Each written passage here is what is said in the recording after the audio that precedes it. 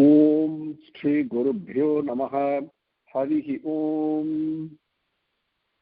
Sumukascha ekadantascha kapilo gajakarnakaha lambodharascha vikato vignarajo vinayakaha dhrumaketur ganadhyakshaha phalachandro gajananaha vakratundaha surpakarno herambaha skandapurvajaha Suklam Bharadharam Vishnum Sasivarnam Chaturbhujam Prasannavadanam Dhyayet Sarva Vighnopasanteye Yasyad Virada Vaktradhyaha Parushadhyaha Parasatam Vighnam Vignanti Satatam Vishpaksenam Tamasraye Gurur Brahma Gurur Vishnu Gurur Devo Maheswaraha Gurur Sakshat Param Brahma Tasmai Sri Gurave Namaha Satchidananda Rupaya Krishnaya Akrishtakarine Namo Vedanta Vedhyaya Gurave Buddhi Sakshine Krishna Dvaipaya Namjasam Sarva Bhuta Hiteratam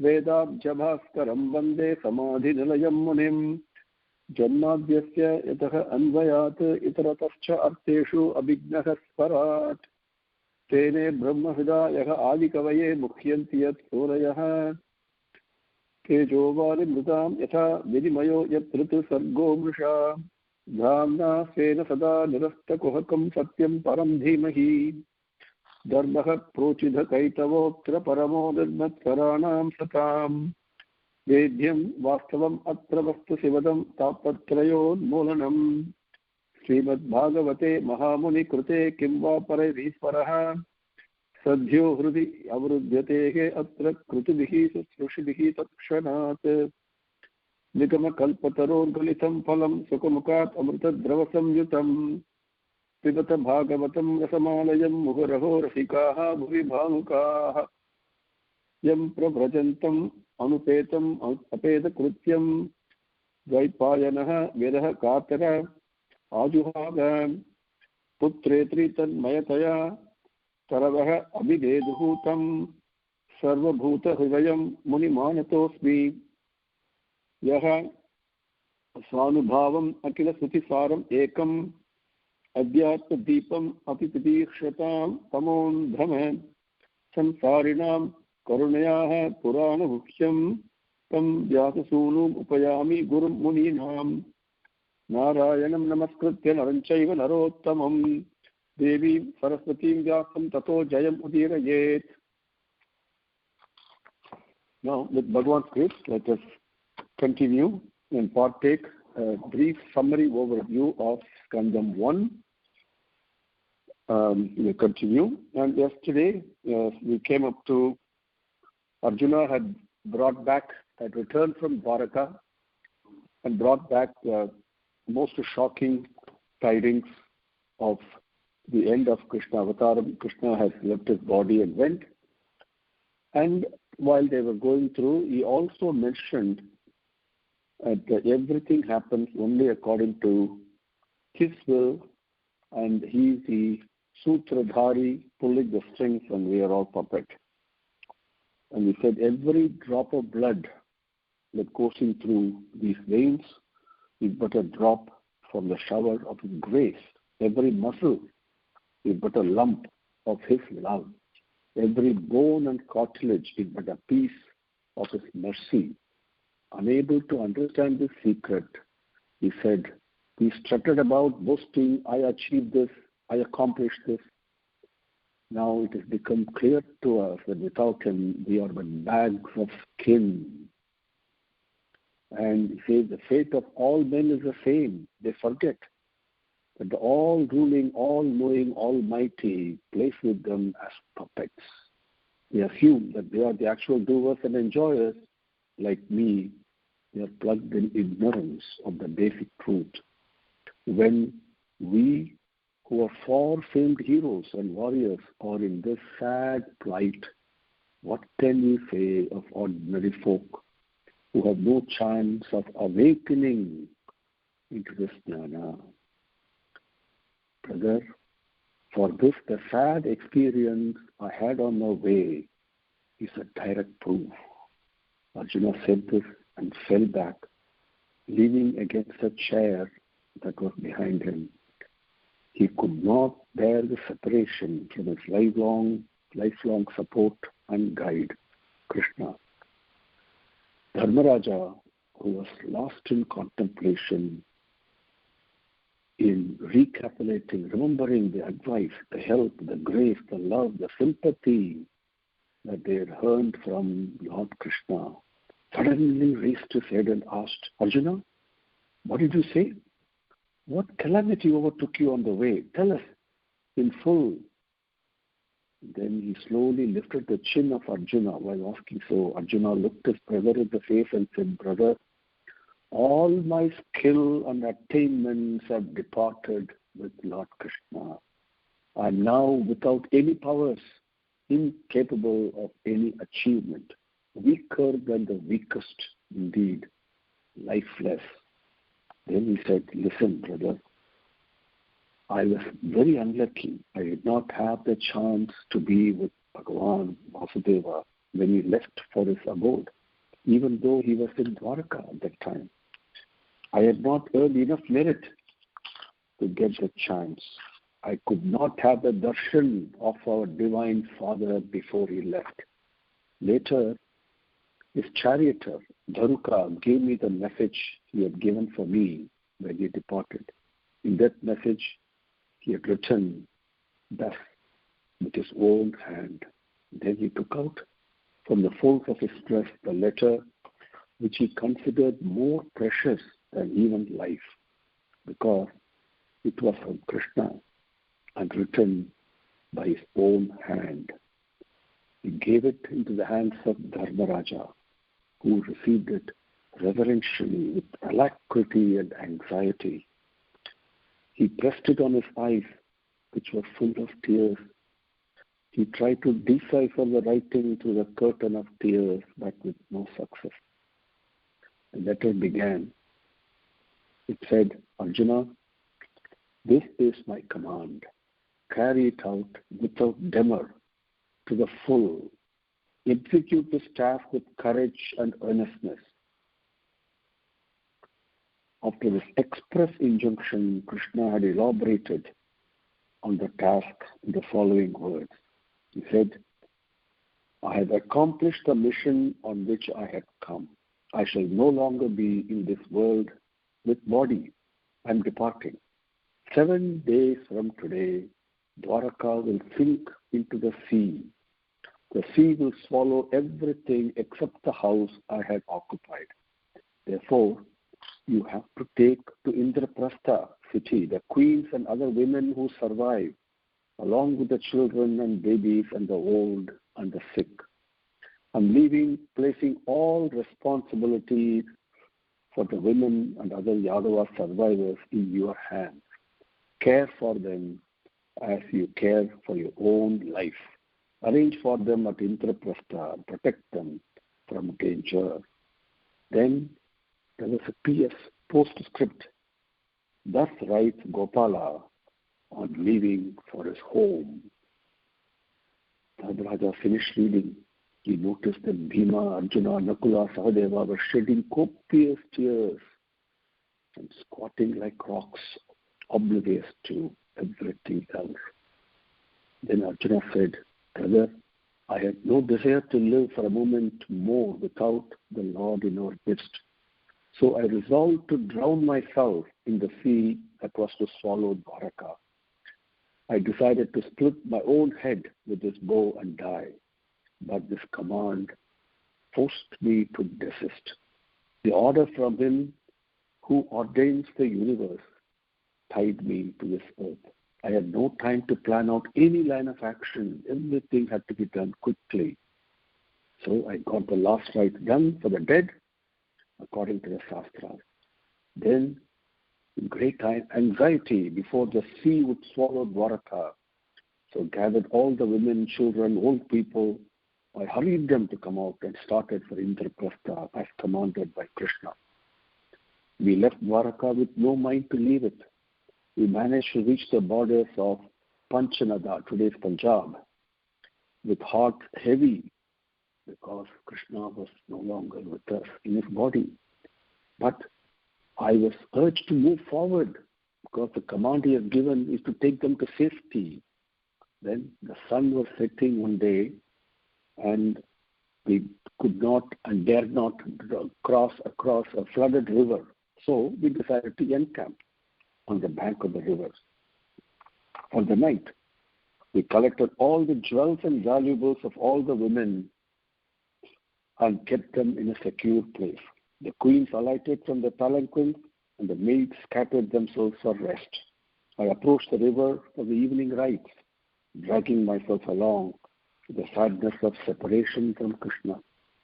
Meanwhile, pitch darkness pervaded the place, and soon we heard wild barbarian war cries from the surrounding darkness. I peered into the night and found a horde of forest-dwelling nomads rushing upon us with sticks, spears, and daggers. They laid hands on the jewels and valuables. They started dragging away the women and binding them hand and foot. I shouted at them and threatened them with dire consequences. Why do you fall like moths in a fire? I asked them. Why be like fish that meet death craving for the angler's worm? I told them. Do not meet death in this vain attempt to collect loot. I imagine you do not know who I am. Have you not heard of the redoubtable bowman Pandu's son Arjuna? I will now dispatch the whole lot of you to the kingdom of death with a twang of this bow, my incomparable Gandivam. Run away before you meet destruction, or else feed with your life this hungry bow, I thundered. Nevertheless, they didn't listen to me. They went about their nefarious task. They fell upon our camp and dared attack even me. I held myself in readiness and fitted divine arrows to eradicate them all. But, alas, a terrible thing happened. I cannot explain how or why. Of the sacred mantras which fill the missile with potency, I could not recall even a single one. I forgot the process of invocation and revocation of the astras. I was helpless.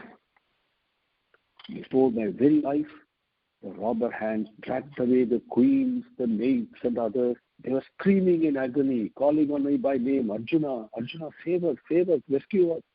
Do you not hear us? Why are you deaf to our cries? Are you giving us over to these brigands? Had we known this would be our fate, we would have died in the sea like our city, Dwaraka. I heard it all in terrible agony. I saw it all. They were screaming and fleeing in all directions, women, children, the aged, and the infirm, the sick, like a lion whose teeth have been plucked out and whose claws have been sheared. I could not harm those barbarians. I could not string my bow. I attacked them with the arrows in my clasp. Very soon, even the stock of arrows was exhausted. My heart was burning with anger and shame. I became disgusted with my own impotence. I felt as if I was dead. All my efforts were in vain. My might and skill had gone with Krishna when he went from here. Or else, how did this misfortune occur of me being a helpless witness of this kidnapping of women and children entrusted to my care? I was tortured on one side by the separation from Krishna, and on the other by the agony of not carrying out his orders.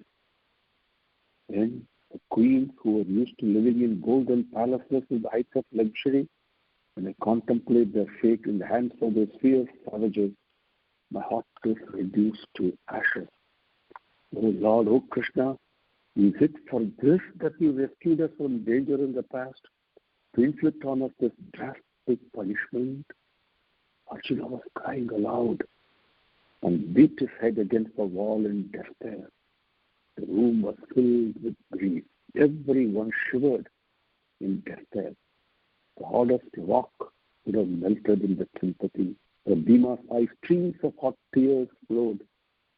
Dharmaraja was overpowered with fear when he saw him weeping so. He went near him and spoke lovingly and tenderly to Bhima in order to console him.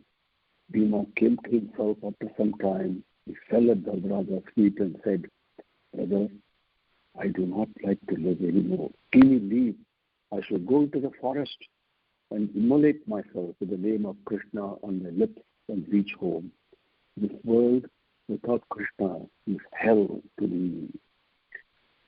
Sahadeva, who was silent so long, approached Bhima and said, "Calm yourself. Do not get excited. Remember the reply Krishna gave Dhritarashtra that day in the open assembly when he proceeded here to negotiate peace between us?" Then Bhima said, yes. When Krishna was questioned in the court of Dhritarashtra by Duryodhana, Dusasana, and others as to why he should interfere in the family disputes of the Kauravas and Pandavas and favor one section more than the other, as if the Pandavas were nearer relatives to him than the Kauravas. What did Bhagavan say? What did he reply? Remind yourself of that reply now. Picture that scene before your eyes. Pacing up and down like a lion cub, he roared. What did you say? Are the Kauravas as near to me as the Pandavas? No. They can never be on the same level. Listen, I will tell you of the kinship that binds me to the Pandavas. For this body of mine, Dharmaraja is like the head. Arjuna is the shoulder and arms. Bhima is the trunk. Nakula and Sahadeva are the 2 feet. For the body composed like this, Krishna is the heart. This limb acts on the strength of the heart. Without it, they are lifeless. What does that declaration mean to us, brothers? It means we Pandavas will be lifeless. Since the heart has gone out of action, we have to meet our dissolution. The Lord, who is time incarnate, is striving to merge us into himself. We have to be ready to answer his call. This is proof that Kali Yuga has come. The day Krishna left this world, that day the doors of Dwarapa Yugam has closed, the gates of Kali opened. Otherwise, can these evil forces and wicked minds roam about unchecked? Can this Arjuna, who never forgets the ritual formula, the mantras for each divine arrow sent from his bow, even when the battle is raging most ferociously and fast, can he ever forget them in the direst crisis of the barbarian attack? It is certainly the time spirit of the Kali age that has caused this dire calamity. Nakula then joined the conversation. He said, brothers, right now the eastern sky is brightening up. Dawn is approaching. Let us inform the queens and our mothers of these developments. Let us decide without delay the next step we have to take. See, the body will not be dissolved immediately. The breath leaves, isn't it? Of course, life has gone out of us the moment Krishna left. The limbs will be warm a little while. We too have to reach the presence of Krishna today or tomorrow. Let us not waste time. Come on, let us think of what we have to do. Everyone agreed with the suggestion. Then they thought about how to inform Draupadi, Subhadra, and Kunti. But they ignored the anxiety and decided to communicate the news. Because when Bhagavan, Lord Krishna himself is gone, why should anyone be anxious about what might happen to anyone else? The brothers resolved that Dharmaraja will go to the mother Kunti. That's the proper course. Now, when joy consumes time more quickly, but not grief. When men are in joy, time passes fast. When they are in grief, it moves very slow. Then, at that time, the capital city of Dharmaraja was Indraprastha, which is today's Delhi. The ancestral stone was still in Hastinapura. Because in Hastinapura, after the battle, Mahabharata battle, he had lost his glories, but the royal throne was still there. So Yudhishthira was spending some time in Hastinapura and some time in Indraprastha. So when Arjuna came from Dwaraka, he came directly to Indraprastha as commanded by Krishna, but then Yudhishthira was not there. So he had to travel to Hastinapura to meet him. That is where all this conversation took place. Now, along with Arjuna, there was a young boy, a small, solitary, one single Yadava, a single sole survivor of the Yadava clan by the name Vajra. He was the grandson of Krishna. He had come. And he was the only one who survived. Dharmaraja Yudhishthira went to Kunti. She was waiting very eagerly throughout the night. After having heard that Arjuna had returned and did not sleep at all, waiting for news, as soon as they came, and she was firing questions at them, how is everyone in Dwaraka, etc., etc., how is Krishna finally? And she said, she was very motherly to Arjuna. You have traveled a long way, come on, we need to take some rest. And she was carrying his head and all that, and they asked so many questions about what happened in Dwaraka.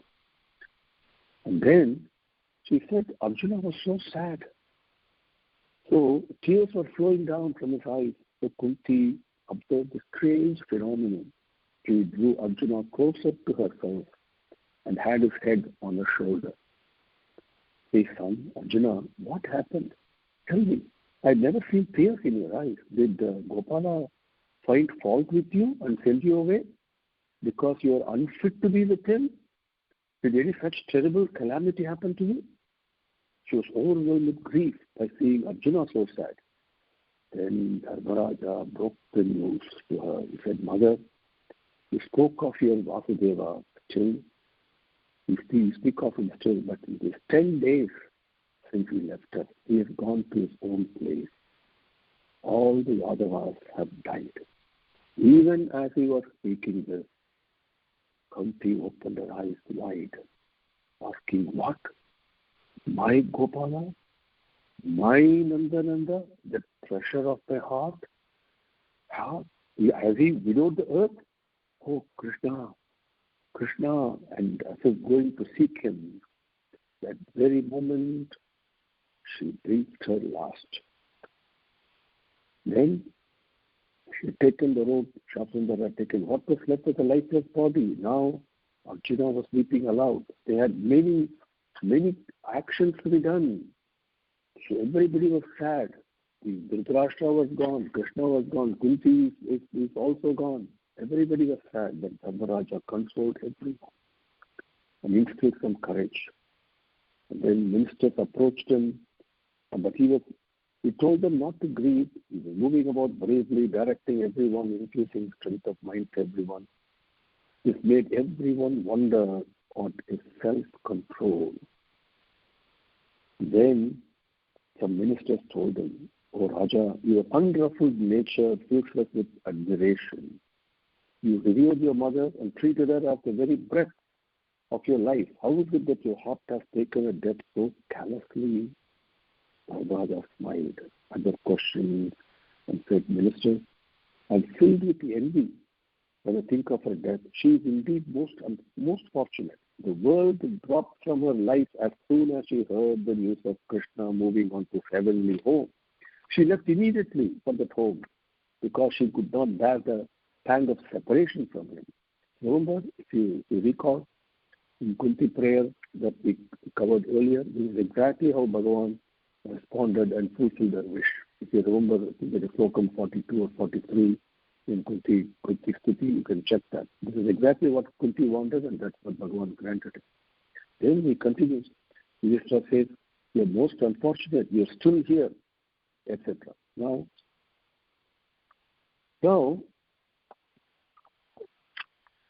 Dharmaraja called Arjuna and told him, Arjuna, we have to let us not delay any further.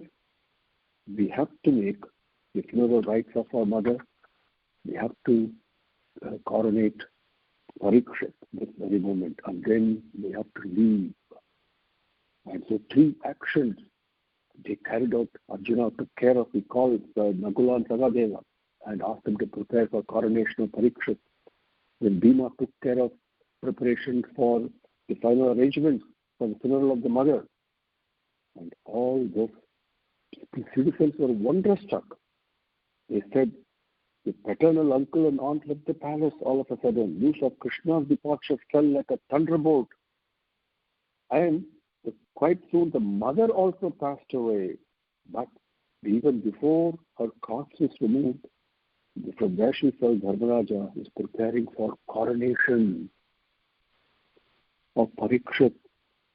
The emperor is planning to give up everything, the power, riches, status, authority, and move into the forest with all his brothers. Only the Pandavas can have such steady courage and renunciation. No one else is capable of this boldness. Swami says, if you're really surrendering to me, if you really want me, you must be prepared to give everything. Everything. So please remember, this is what Pandavas did. And then, now coronation of the Bharata dynasty is a great affair. Simhasanam, but it had to be done very quickly. So they brought the little boy. He was given a ceremonial bath, and crown jewels were put on him. Brahmins and ministers were called. They were placed on the throne, and while Dharmaraja was placing the diamond crown on his head with his own hands, everyone in the hall was weeping.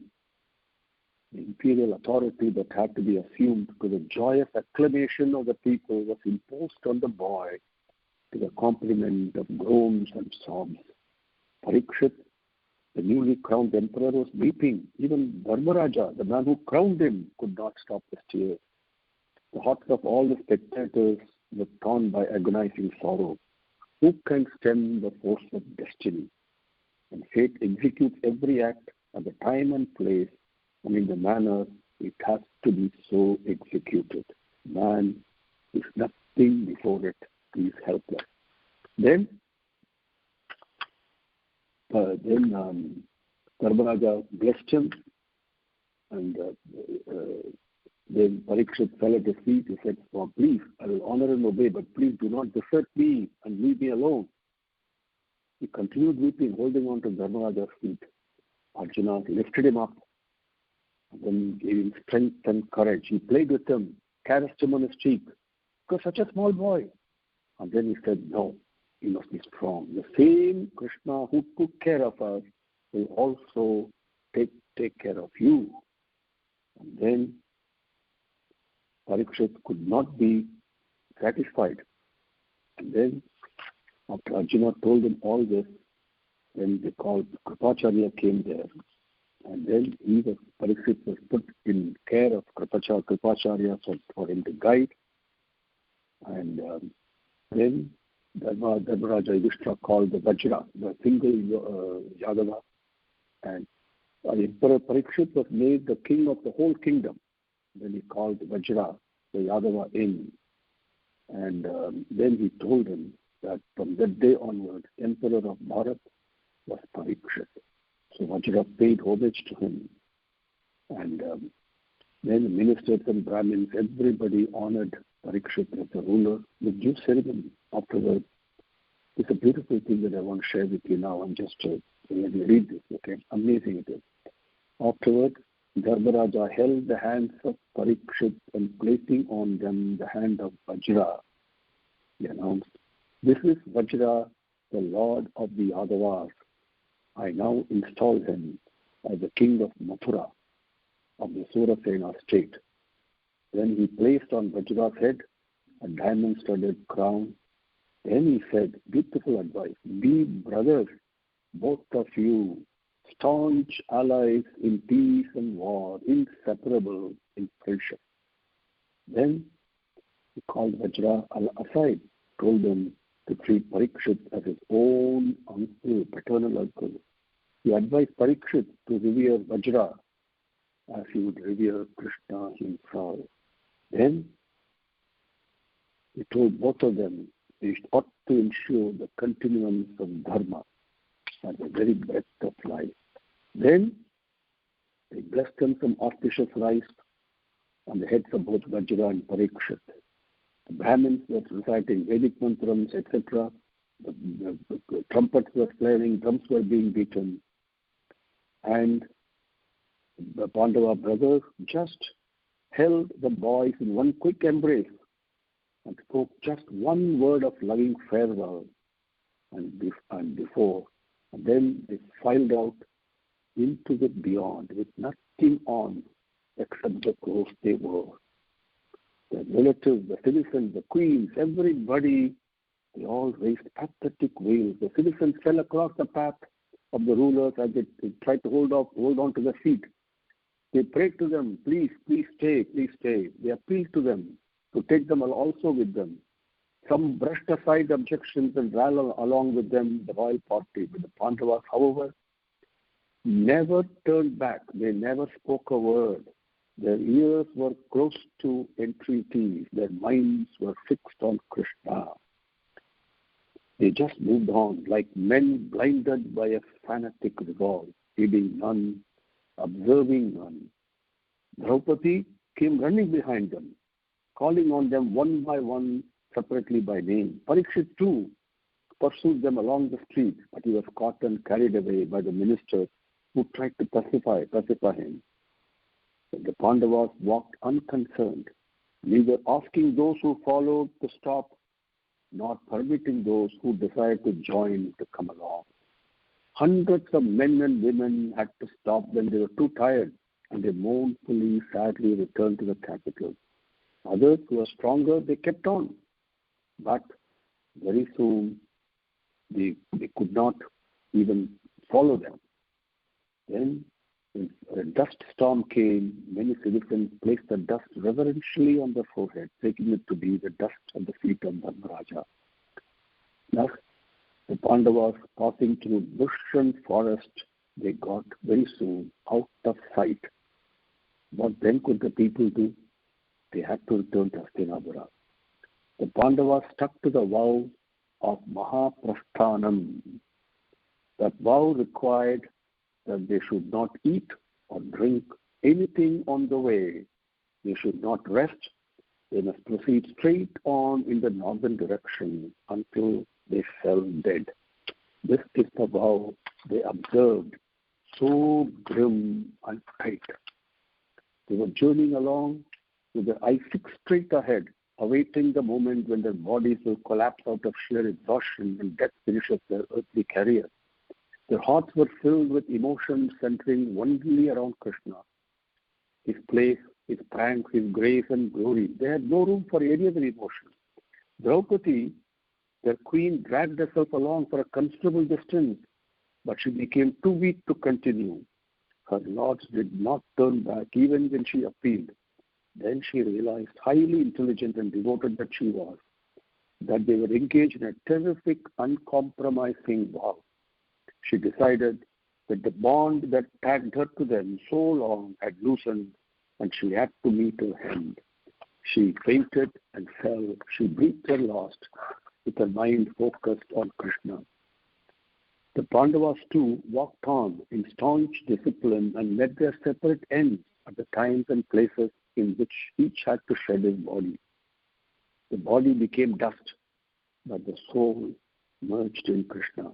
They attained immortality, losing themselves in the immortal essence of Krishna. Then tomorrow we will take up Parikshit rule. The pathway, what we call a trek now, the northern direction and the thing that Pandavas walked on, it's called Swarga Rohini. That place is that's a pathway that leads from Badrinath, and from the village called Mana, which is 3 kilometers north of Badrinath. And from there, once you cross the Bhimpool, there is a beautiful stone, the huge rock that is placed in place by Bhima to arrest the speed of Saraswati, river Saraswati. You can see it even today. It's amazing, that place. From there you go north. That pathway is Swarga Rohini. It is the one taken by Pandavas. Now, with Bhagavan's grace, we will conclude for today and continue tomorrow.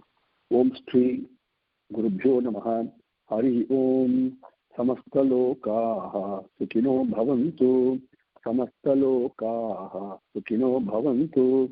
Samastalokaha Sukhino Bhavantu. Om Shanti Shanti Shanti. Hari Om.